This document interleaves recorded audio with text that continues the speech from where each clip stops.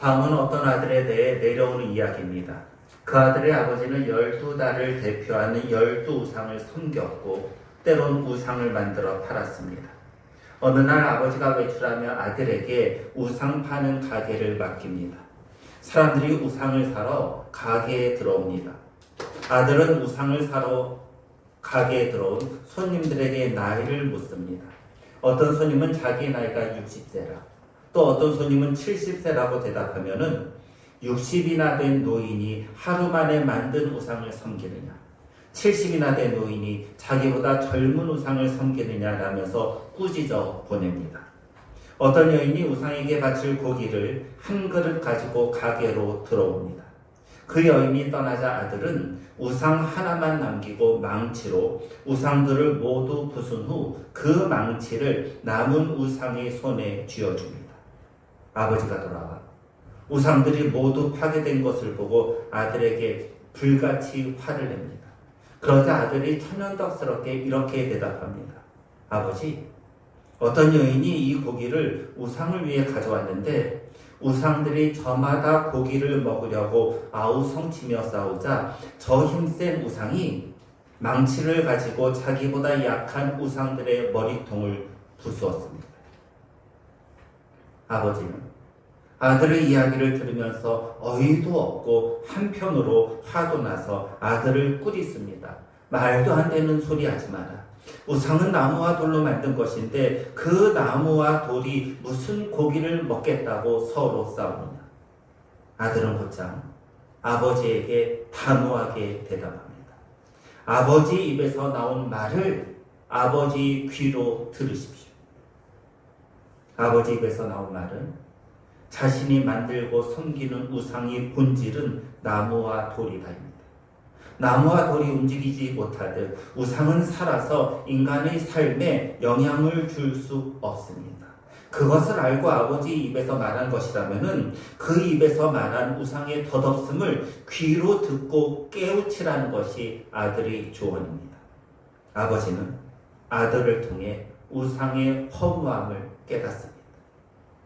이 전에 내려오는 이야기에서 아들은 아브라함이고 아버지는 아브라함의 아버지인 데라입니다. 본문은 아브라함에 대한 말씀입니다.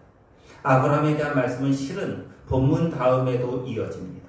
히브리서 11장인 믿음장에서 믿음의 선진들, 믿음의 선배들에 대해 말씀하시면서 본문에 와서 아브라함을 들추어 내십니다. 아브라함이 누구인가? 아브라함은 모든 믿는 자의 조상입니다. 이것은 저희 주장이 아니라 로마서 4장 11절에 기록된 말씀입니다. 보통 우리는 아브라함을 이스라엘 사람들, 유대인들의 조상이라고 말하는데 맞죠. 이스라엘 사람들은 모두 아브라함의 후손입니다. 혈통으로 보면은 그렇습니다. 하지만 아브라함은 유대인의 조상만이 아닙니다. 모든 믿는 사람의 조상이기도 합니다. 쉽게 말하면 아브라함은 우리의 조상이며 우리는 아브라함의 후손입니다. 모든 믿는 기독교인들은 아브라함의 후손이 됩니다. 그래서 성경은 아브라함을 모든 믿는 사람의 조상이라고 말합니다. 혈통적으로 보면 분명 아브라함과 우리는 아무런 관계가 없지만은 영적으로 보면은 아브라함이 우리 조상인 것이 맞고 우리는 아브라함의 후손인 것이 맞습니다. 아브라함은 창세기에 나오는 인물이지만 아브라함이 가진 위대함 때문에 신약에서도 자주 인용됩니다. 여러분, 신약이 어떤 성경으로 시작되죠? 마태복음이죠. 마태복음은 어떤 말로 시작되나요? 아브라함이죠. 아브라함과 다윗의 자손, 예수 그리스도의 계보라. 마태복음 1장 1절입니다. 신약 성경이 아브라함으로 시작될 정도로 위대한 인물이 아브라함입니다. 그래서 어떤 학자는 이런 주장을 펴니다.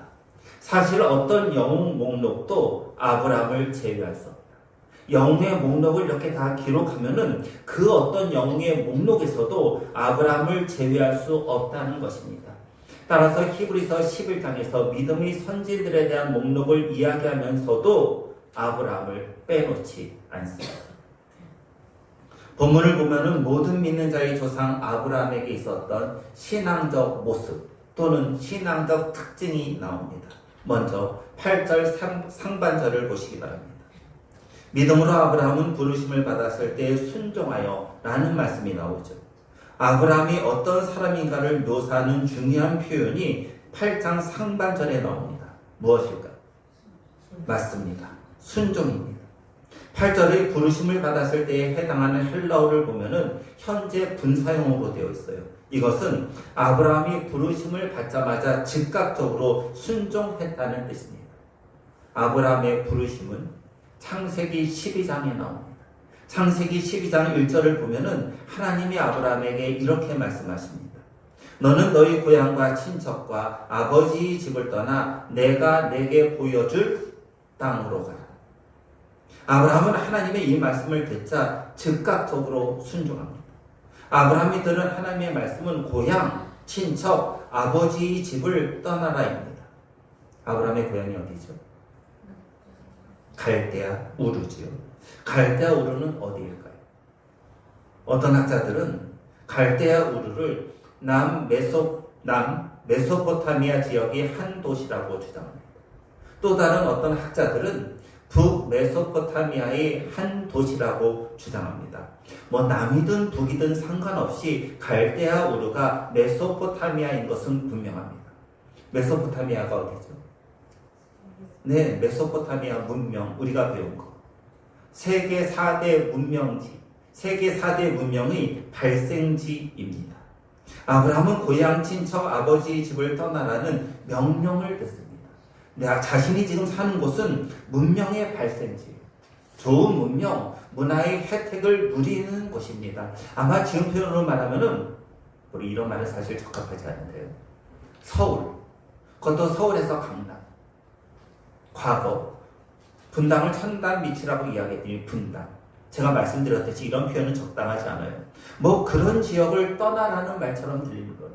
모든 혜택, 모든 문명, 모든 문화를 누릴 수 있는 그곳을, 그렇게 살기 좋은 장소를 떠나라는 것입니다. 아브라함은 이 명령에 즉각적으로 순종합니다. 아브라함의 순종을 잘 드러내는 표현은 9절에도 나옵니다. 9절을 보세요. 거류하여라는 말씀이 나오죠. 거류하여는 나그네처럼 기거한 것을 말합니다. 9절의 마지막을 보면은 장막에 거하였으니 라는 말씀도 나옵니다. 장막은 쉽게 말하면 영어로 텐트지. 아브라함은 아들 이삭, 손자 야곱과 함께 텐트에서 살아갑니다. 자신이 살아가던 화려하고 안락하며 살기에 편한 문명의 이 길을 포기하고 나그네처럼 텐트에서, 오늘은 이곳, 내일은 저곳으로 정처 없이 떠돌아다니는 떠돌이의 삶을 사는 이가 아브라함입니다. 그것도 자기 보살하면은 쉽게 감당할 수 있지만은 아들과 손자와 함께 이런 떠돌이 삶을 살아야 합니다. 쉽지 않습니다. 왜 아브라함이 이렇게 살아가는가? 그가 하나님의 말씀에 즉각적으로 순종하는 순종의 사람이었기 때문입니다. 아브라함의 순종은 두 번째 그의 신앙의 특징인 믿음으로 이어집니다. 8절 하반절을 보세요. 함께 읽으실까요? 장래부터입니다. 장래의 유업으로 받을 땅에 나아갈새 갈 바를 알지 못하고 나아갔습니다. 여기서 아브라함의 믿음이 확연하게 드러나는 말씀이 있습니다. 무엇일까요? 갈 바를 알지 못하고 나아갔습니다. 하나님이 아브라함에게 고향을 떠나라고 말씀하실 때 고향을 떠나 어디로 갈지 목적지를 말씀해 주지 않았습니다. 목적지가 어디인지 모르는 채 여행을 떠나라 라는 말씀만 주십니다. 그럼에도 아브라함은 그 말씀에 순종합니다. 여러분, 이것이 어떤 의미일까요? 자기에게 막연하게 지시할 땅으로 가라고 말씀하시는 하나님에 대한 전적인 신뢰가 있었다. 아브라함은 하나님에 대한 깊은 신뢰가 있었습니다. 이것이 믿음이잖아요. 아브라함은 자신이 어디로 가고 있는지조차 제대로 알지 못했음에도 불구하고 하나님의 말씀에 순종합니다. 하나님에 대한 전적인 믿음이 없다면 이런 것은 불가능합니다. 살다가 보면요, 간혹 이런 말을 하고 이런 말을 들을 때가 있어요. 제발 이유를 묻지 말고 그냥 해주면 안 됩니까? 여러분도 해보셨죠? 뭐 듣기도 하고요. 그냥 이유를 묻지 말고 해달라는 요청을 받을 때 그 요청에 응답하는 경우는 어떤 때입니까? 그렇게 말하는 대상에 대한 전적인 신뢰, 믿음이 있을 때입니다.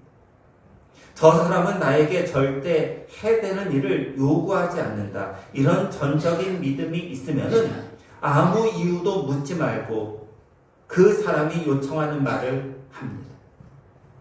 지금 아브라함이 그렇다는 것입니다. 하나님에 대한 전적인 믿음이 있습니다. 8절, 9절, 11절을 보세요. 8절과 9절, 11절에는 반복되는 표현이 나옵니다. 그것은 믿음으로입니다. 아브라함은 하나님에 대한 믿음으로 이것이 있던 사람입니다. 마틴 로이드 존스 목사님은 옛사람의 말을 이렇게 이용해요. 그는 어디로 가는지 몰랐지만 누구와 가는지는 알고 나아갔다. 마틴 로이드 존스 목사님의 말은 이어집니다. 이것이 아브라함의 비결이었다.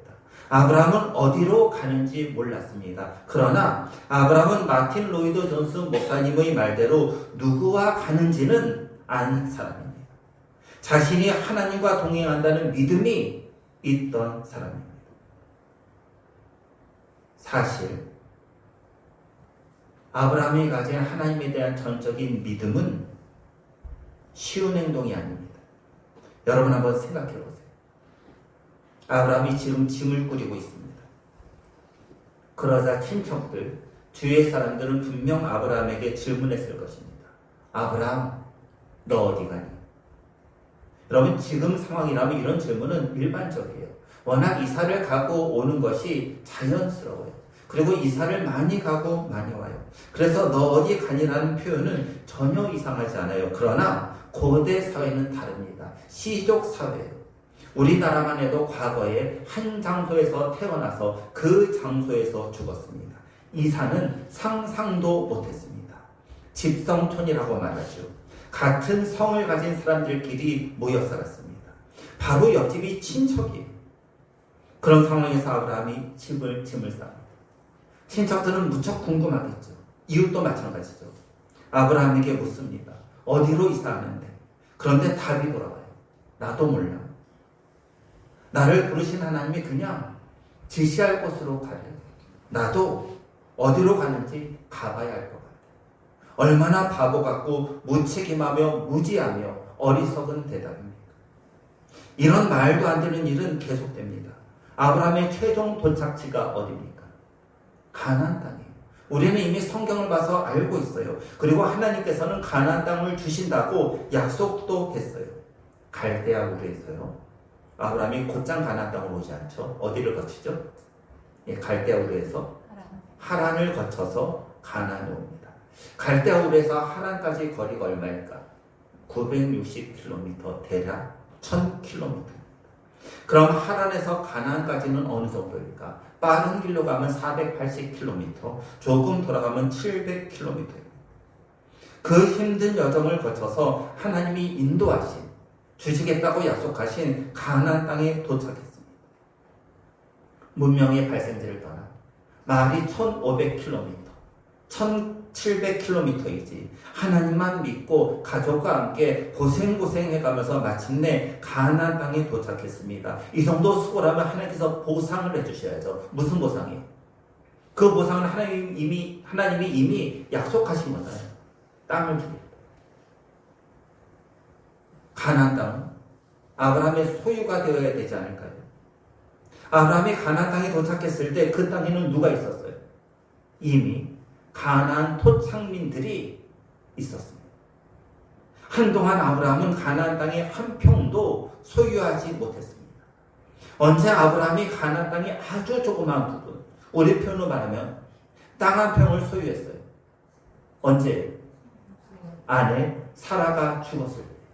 아내 사라가 죽자 아내 사라를 매장하기 위해 막벨라 굴을 산 것이 아브라함이 가나안 땅의 첫 소유였습니다. 아브라함이 가나안 땅에 도착했을 때 무척 낙심했을 것입니다. 겨우 이러려고 수많은 문명의 혜택을 받을 수 있는 고향을 버리고 이곳까지 고생하면서 왔는가 하는 낙심입니다.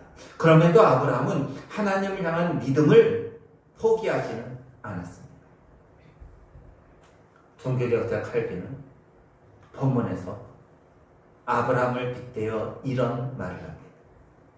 우리 신앙이 조금 흔들리거나 약간 중지될 때라도 자신의 불신앙에 굴복하지만 않는다면 우리의 믿음은 하나님의 인정을 받는 것이다. 아브라함이 이런 사람이었습니다. 아브라함의 믿음은 조금 흔들릴 때가 있었습니다. 창세기 12장을 보면요, 가나안 땅에 도착해요. 하나님께서 아브라함에게 약속하신 땅이에요. 그런데 그 땅에 기근이 들자 어디로 가죠? 그 밑동네인 이집트로 가요. 이집트로 가서 아브라함이 하는 행동은 아내 사라를 누이라고 속이며 거짓말해요. 창세기 20장을 보면은 아브라함은 그랄 왕 아비멜렉 앞에서도 똑같은 거짓말이에요. 아내 사라를 누이라고 속이는 거짓말을 반복해서 합니다. 믿음이 흔들릴 때이자 칼빈의 표현대로 약간 중지될 때입니다. 그럼에도 아브라함은 자신의 불신앙에 결코 굴복하지는 않았습니다. 여러분, 믿음이란 뭘까요? 어떤 분은 믿음을 완전하거나 완벽한 것으로 이해합니다. 절대, 추워도 1%도 믿음은 흔들려서는 안 된다, 이런 주장을 합니다. 수긍하기 어렵습니다. 우리의 현실을 보면은 전혀 이런 주장은 다릅니다. 뿐만 아니라 이론, 성경을 봐도 마찬가지입니다. 성경은 인간 존재에 대해 어떤 말씀을 하시는가? 죄인이라고 말씀하십니다. 모든 사람이 죄를 범했습니다. 그래서 하나님의 영광에 이르지 못했습니다. 의인은 없으며 하나도 없습니다. 우리는 죄인이기에 믿음이 잠시 흔들릴 때가 분명 있습니다. 어떤 때는 칼빈의 주장대로 그 믿음이 잠시 중지될 때도 있습니다. 그러나 우리는 불신앙에 굴복하지는 않습니다. 이것을 가장 잘 드러내는 사람이 바로 아브라함입니다. 아브라함의 믿음은 흔들리기도 했고 약간 중단되기도 했지만 궁극적으로 그는 신앙을 포기하지 않았습니다. 그래서 결국 창세기 15장 6절에서 하나님은 아브라함을 향해서 자신을 믿자, 이를 그의 의로 여기셨다고 그의 믿음을 인정하십니다.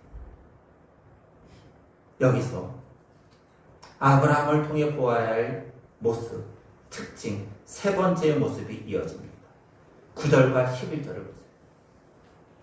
9절과 11절에는 반복되는 표현이 나옵니다. 찾으셨나요?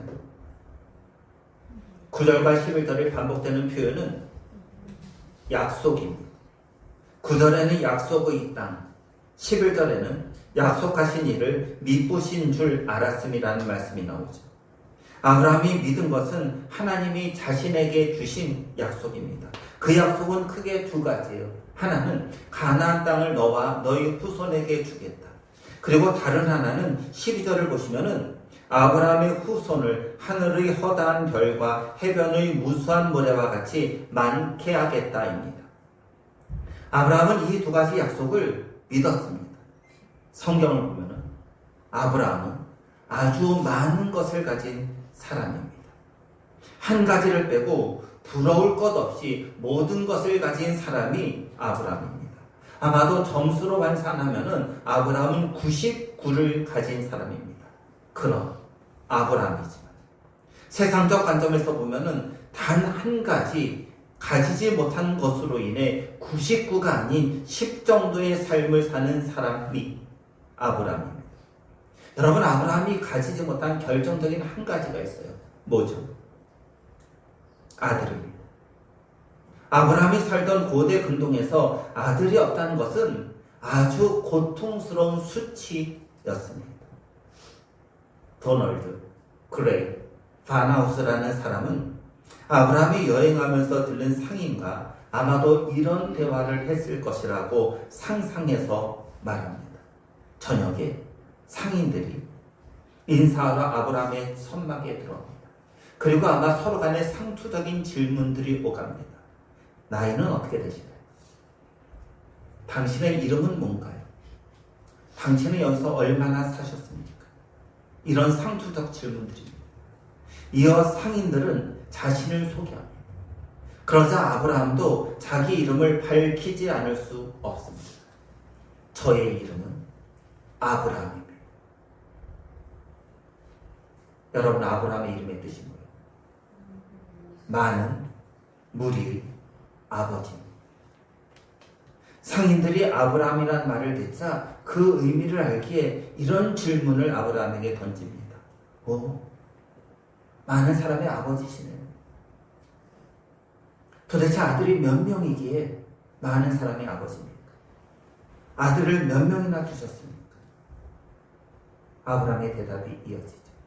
하나도 없습니다. 그 순간 아브라함은 도널드 그레이 바나우스에 의하면 엄청난 굴욕감을 느꼈을 것이라는 것입니다. 분명 하나님이 아브라함에게 별처럼 모래처럼 후손이 많을 것이라고 약속하셨는데 이 약속은 도무지 성취되지 않습니다. 여기서 여러분들에게 질문을 좀 하나 드려요. 아주 쉬운 질문. 아브라함과 아내 사라 중에서 누가 더 자녀가 없는 것에 대해 마음 아파했을까요? 둘 중에 하나니 확률은 50%예요. 아브라함의 마음이 더 아팠을까요? 아니면 사라일까요?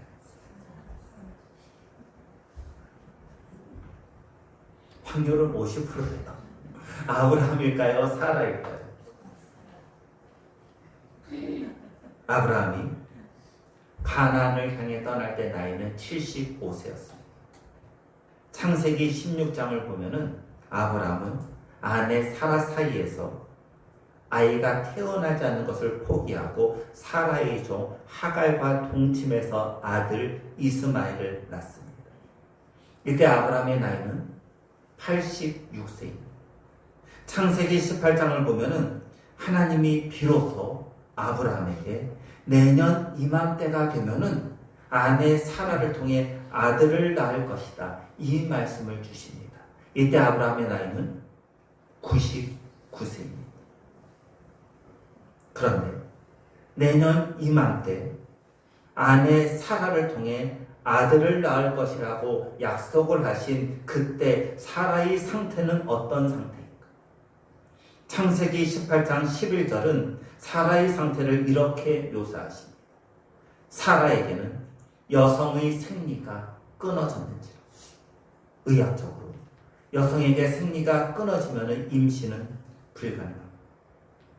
이 삶을 종합하면은 아브라함보다 사라가 훨씬 더 자녀가 없는 것에 대해 마음 졸임이 있었던 것이 분명합니다. 아브라함은 의학적으로 문제가 없어요. 그러니 사라의 종 하갈을 통해 이스마엘이라는 아들을 얻습니다. 성경에는 나와 있지 않은데 유추해 보건대 사라에게는 이런 마음이 있었을 거예요. 자기의 몸 상태를 자기가 알기 때문에 나는 안 되니 아브라함에게, 이건 성경에 나와요. 그다음부터 아브라함을 종용해서 하갈 종에게 들어가 아들을 얻으라는 것입니다. 시간이 좀 더 지나자 생리도 끊어집니다. 이런 상황에서 사라가 할 수 있는 일은 무엇일까요? 아무것도 없지. 단 하나 사라가 할 수 있는 일이 있습니다. 무엇일까요? 11절을 보세요. 11절 하반절에는 이런 말씀이 나와요. 이는 함께 있습니다. 약속하신 일을 미쁘신 줄 알았습니다. 사라가 믿은 것은 자기와 남편 아브라함에게 하나님이 약속하신 것이고 그렇게 약속하신 하나님은 미쁘시다, 신실하다, 진실하다입니다. 하나님은 약속하신 것을 절대 어기는 분은 아니시다라는 믿음입니다. 만약 아브라함과 사라 사이에서 아이가 태어나지 않으면 어떤 일이 벌어질까? 하나님의 존재 자체가 부정당합니다. 하나님은 아브라함에게 하늘의 별처럼 바다의 모래처럼 후손이 많을 것이라고 약속하셨어요. 그렇게 약속하신 하나님은 미쁘세요. 진실하세요. 신실하세요. 절대 하나님은 자신의 약속을 어기는 분은 아니십니다. 우리처럼 능력이 없어 약속을 이행하지 못하는 분도 아니십니다. 창세기 17장을 보면은 하나님이 아브라함에게 아들을 주시겠다고 말씀하시자 아브라함이 비웃습니다. 나는 100세고 내 안에 사라는 90세인데 어떻게 아들을 낳을 수 있는가라는 비웃음이에요. 사라도 마찬가지였어요. 창세기 18장을 보면은 내년 이맘때에 너는 아들을 낳는다 라고 하나님이 약속을 하시자 자신에게 생리가 끊어진 것을 알고 속으로 하나님의 약속을 비웃었어요. 아브라함과 사라는 명백하게 비웃었어요. 그렇게 비웃었던 아브라함과 사라가 100세와 90세에 이삭을 낳습니다. 여러분, 이삭의 이름의 뜻이 뭐예요? 웃음이에요. 아브라함과 사라는 분명 하나님을 비웃었어요. 하나님의 능력을 비웃었어요. 그런데 하나님은 그들에게 이삭을 주셨어요. 그들의 비웃음을 무엇으로? 웃음으로 바꾸신 것입니다. 그것은 아브라함과 사라가 대단해서가 아니라 하나님은 미쁘시기 때문입니다. 하나님은 약속을 지키시는 분이시기 때문입니다. 여기서 중요한 초점은 아브라함과 사라의 믿음이 대단해서가 아니라 하나님의 진실, 하나님의 신실함, 하나님의 미쁘심에 있다는 것입니다. 사랑은 약속을 어깁니다. 고의로 어기기도 하고 어쩔 수 없이 어기기도 합니다. 어쩔 수 없이 약속을 어기는 데는 대부분 능력이 되지 않을 때입니다. 그 약속을 지키고 싶어도 내게 그 약속을 지킬 수 있는 능력이 없습니다. 만약에 약속을 지키고 싶어도 능력이 되지 않아 약속을 어기는 경우가 자녀와의 약속이라면 부모로서 참 마음이 찢어집니다. 자녀에게 철석같이 약속했어요. 내가 그것을 꼭 해줄게. 그런데 그것을 꼭 해줄 수 있는 능력이 내게 사라졌습니다. 예전에 교회를 다닐 때 대학생 청년 하나가 방문했어요.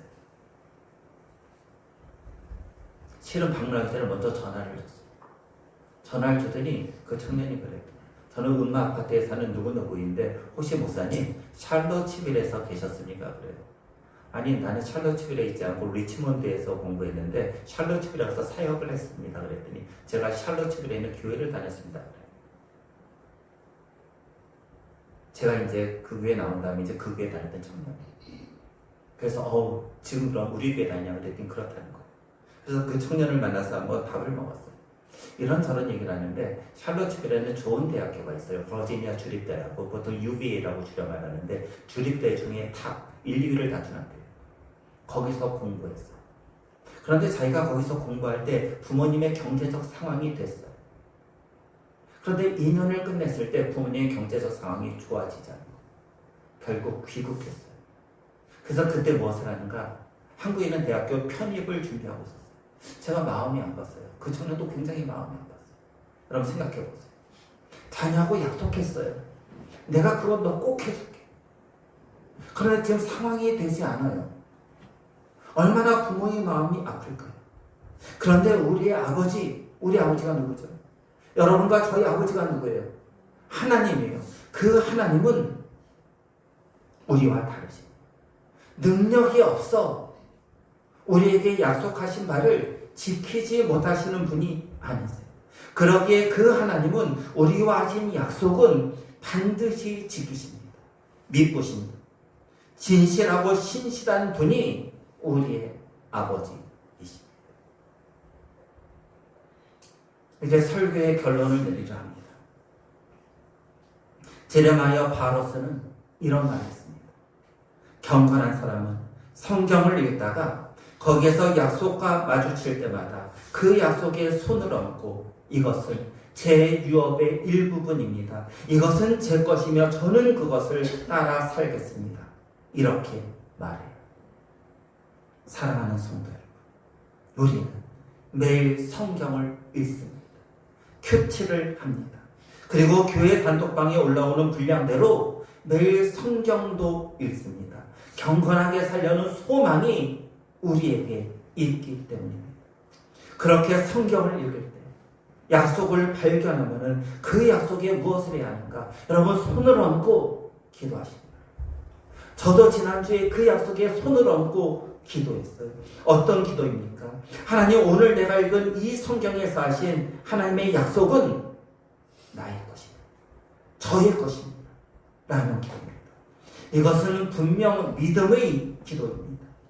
하나님을 믿으신 나의 아버지시기에 아버지가 주신 약속은 이루어진다는 믿음입니다. 이 믿음의 기도에 이어 약속의 말씀에 다시 손을 얹고 순종의 기도도 하시기 바랍니다. 저는 이 약속 따라 살겠습니다. 라는 기도입니다. 아브라함에게 주셨던 순종, 우리 모두의 순종이 되기를 소원합니다. 아브라함과 사라에게 주셨던 약속을 이행하시는 믿으신 아버지 하나님에 대한 믿음이 우리 모두의 믿음이 되기를 주 예수 그리스도의 이름으로 간절히 소원합니다.